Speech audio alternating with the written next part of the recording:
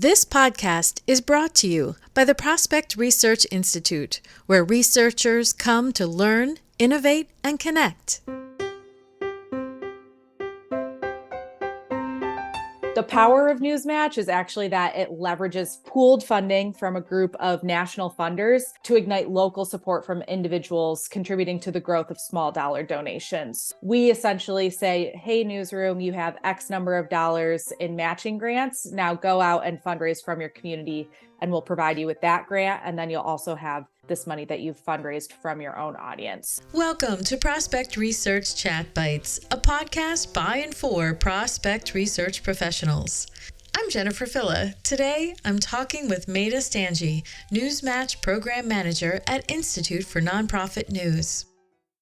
Hello, Meta. Thank you for joining me today on Chat Bites. Thank you so much for having me. I'm excited to be here. So before we talk about nonprofit capacity building, I'm wondering if you can share the path that led you to the Institute for Nonprofit News, which I like to call INN. Yeah, absolutely. So I actually started my career in advertising, and in that role, I was supporting various cause marketing campaigns. And that experience has come in really handy since at the end of the day, advertising is all about moving consumers down a conversion funnel, much like how I now support newsrooms in moving their audience members down the funnel from readers to donors. So that's kind of been a full circle moment. From there, after leaving the ad world, I went to Detroit's NPR station, where I was the digital audience and engagement manager, overseeing all of our station's digital platforms. So while I was there, I really got a crash course in working in a newsroom, audience development, donor cultivation, you name it. So that's how I became familiar with INN, and then had the opportunity to come join this team. That's wonderful. And what is the NewsMatch at INN? Like, what does that mean? I don't quite get it. The long and the short of it is NewsMatch is the largest collaborative fundraising campaign to support nonprofit news in the US. So it benefits members of the INN network, which is comprised of nonprofit newsrooms that are committed to providing nonpartisan public service journalism. So this is a service that we offer to these members. And the goal of the program is to ensure that every community has reliable news by transforming how they support the journalism that serves them. So we're really looking to mobilize communities to support their own local news outlets. So the program was actually launched by the Knight Foundation in collaboration with INN and News Revenue Hub in response to the growing number of individual donations that we saw come into newsrooms after the 2016 election. The goal was to build a groundswell of support for independent media outlets amid concerns about fake news, mis and disinformation, and really steward the role of accountability reporting. So since 2017, after it kind of got off the ground with 50 organizations, in 2017 and beyond, the campaign has helped raise over $271 million to support independent media outlets that produce fact-based news and information. So we're really excited about being able to help newsrooms generate funding from their own communities. So the power of NewsMatch is actually that it leverages pooled funding from a group of national funders to ignite local support from individuals, contributing to the growth of small dollar donations. We essentially say, hey, newsroom, you have X number of dollars in matching grants. Now go out and fundraise from your community, and we'll provide you with that grant. And then you'll also have this money that you've fundraised from your own audience. It's a really powerful way to multiply the impact of the funders' investment, as well as generate support from the community itself. And importantly, in addition to just those matching grants, NewsMatch also provides pretty robust capacity building resources to really train newsrooms to understand how they should operate a digital fundraiser and really learn the ins and outs of fundraising, because many of these outlets were started by journalists who might not have a lot of background in fundraising. So we're really aiming to give them the tools to replicate this fundraising practice throughout the year, not just during the NewsMatch campaign. And then finally, we're looking to build public awareness about the value of nonprofit news and inspire year-end giving by executing a national marketing campaign geared towards funders, philanthropists, and individual donors. Okay, so INN through NewsMatch program is going to different donors and saying, hey, will you put money into this pool, this fund? And there might be multiple funds for different reasons, like a fund for matching gifts in the area of climate change or something. Is that the idea? Yep, that is the idea. We offer a variety of ways that funders can tap into the program. As you just mentioned, we have what we call partner funds that are really specific to a funder's priorities. So those might be geographic priorities, like funding outlets in the Great Lakes states. Those might be subject based. So environmental funders might be looking to support outlets who have really robust climate reporting. So that's an avenue that we can engage funders and have them kind of direct their funds. Otherwise, funders are able to support the main fund, which is kind of the big pooled fund that goes to most of the newsrooms, or goal-based bonuses, which are basically lump sums that are awarded to newsrooms for hitting certain fundraising targets. So there's many incentives for the newsrooms to do good fundraising, like to be successful at this type of small dollar fundraising. Yes, beyond just the dollar for dollar match, some of the bonuses that we try and kind of incentivize newsrooms to hit are securing new donors or securing their own matching funds, as well as securing recurring donations. So having a donor come in month over month. We're really looking to build sustainability into those fundraising practices by kind of incentivizing good fundraising skills and targets. That's incredible. So that's more than I thought was going on, which is pretty neat. It's And definitely multifaceted. yeah, and growing and Mhm. growing.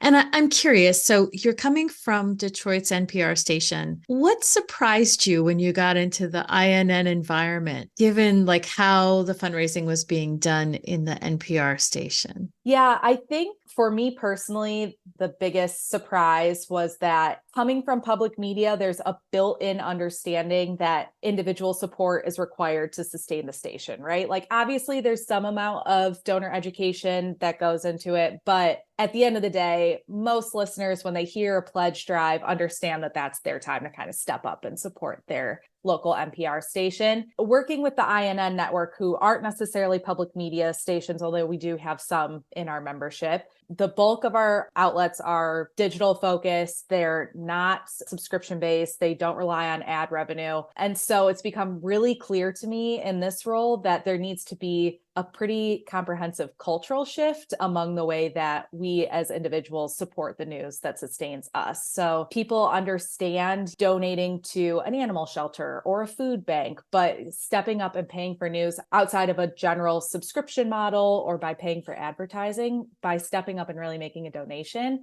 that I think is new for a lot of donors and going to be kind of a bigger cultural pivot in order to be successful.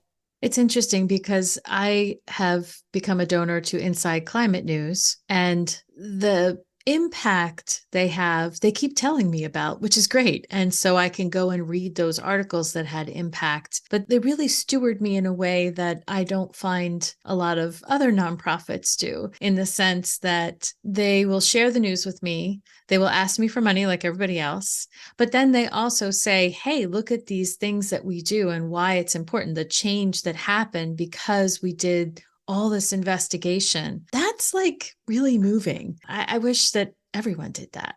Yeah, absolutely. And I think what I think is really interesting about the network is the scale of impact is so broad, right? Like my local nonprofit paper is telling me the information I need to know about a school board meeting, and that has a real tangible impact on the way that I kind of engage with my school district, with my kids' education. But also you have these bigger players, that not even bigger players, but you have outlets that are doing long-term investigations that lead to actual policy change and actual law changes. And so this reporting is touching every aspect of our lives, even if you don't necessarily identify that day to day. And I think that that's an exciting thing to be able to demonstrate, and something that I hope our outlets are getting more comfortable kind of doing and being able to really share that with their own audiences, because then it makes it much easier to ask them for money after you are able to show them the impact that you've had on their lives. Startup nonprofits frequently struggle when they're building their base of donors. Actually, even some more mature nonprofits struggle with that acquisition piece. What key skills does NewsMatch teach and build that is setting them up for success? NewsMatch offers pretty comprehensive training around everything that goes into a digital fundraising campaign for these newsrooms, which for us starts at audience development. So both through NewsMatch as well as through other programs at INN, we're helping members build their audience so that they have more people to convert to donors. So that's kind of the first step. And then from there, we're really helping them understand how to convert a reader to a donor, whether that's a best practice like optimizing your calls to action and your appeals, or whether it's approaching potential major donors and kind of the soft skills that are necessary to really cultivate those relationships. So we're really looking to kind of provide all of the skills that a newsroom would need in order to operate a fundraiser. One additional thought on what the kind of like skills that we're helping give newsrooms. I think another key component of the program that is a little bit of a maybe a softer skill or maybe kind of like just a tertiary benefit, but one of the things that I really prioritize is trying to build up the confidence of these newsrooms, because again, you have a lot of people who are coming from backgrounds that don't include fundraising.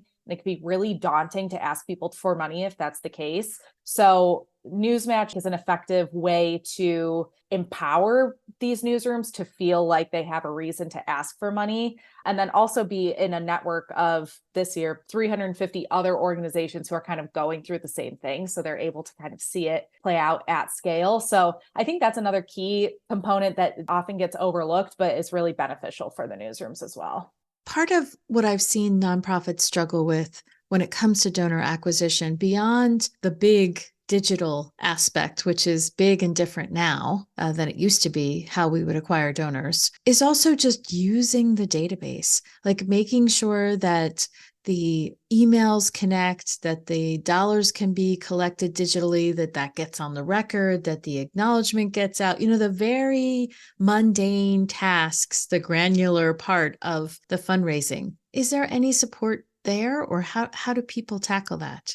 Through the campaign, we offer training around what databases they can be using. We offer individualized coaching that kind of helps them identify how they should be using their databases and what that might look like in practice.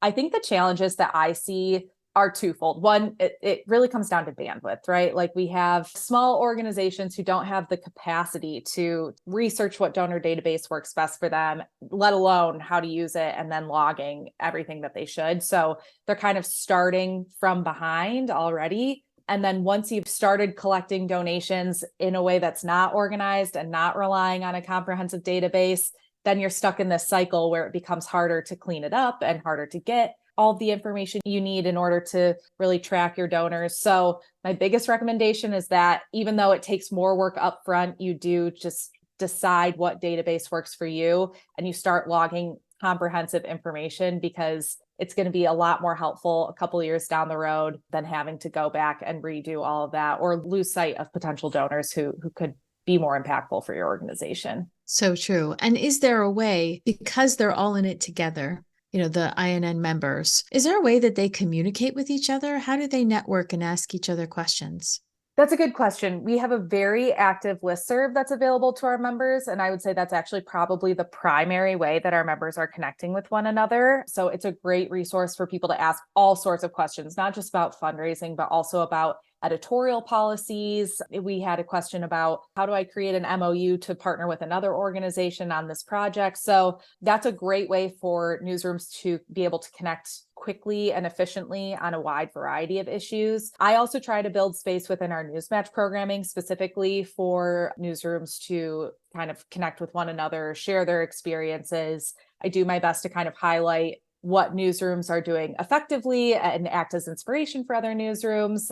One of the big components of my job is meeting individually with newsrooms. So I help them with everything from activating their campaigns to like developing fundraising strategy. And if I hear a challenge that I've talked to another newsroom about, I often connect them and say, I think that you would be really well served to talk about this directly. There are a lot of mechanisms that INN members are able to kind of connect with one another, but we're definitely always looking for ways to build those pathways to be more accessible to all of our members. That's a very powerful support network.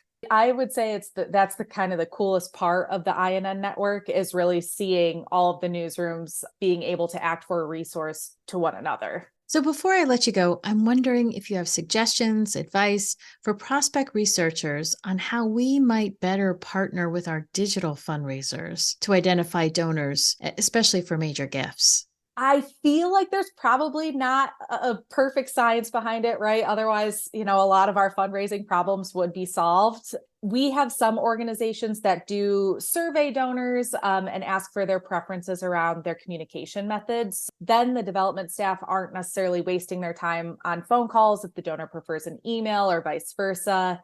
But in reality, it's hard to get a donor to respond to a survey like that, right? So the data is not as comprehensive as we would like. I would say that kind of going back to the donor database, tracking is really the key. Like as soon as you get any scrap of information, you really want to make sure that you have that context noted. So if you have a sense of what communication method is preferred, make sure that you're aware of that. That's recorded for posterity so that other development team members or potential partners or prospect researchers coming in really know how to communicate with a particular donor. So using that database for what it's intended to collect data. Use that tool the way you're supposed to use that tool. Wonderful. Thank you so much for sharing with me today. Yeah, absolutely. It's been a pleasure.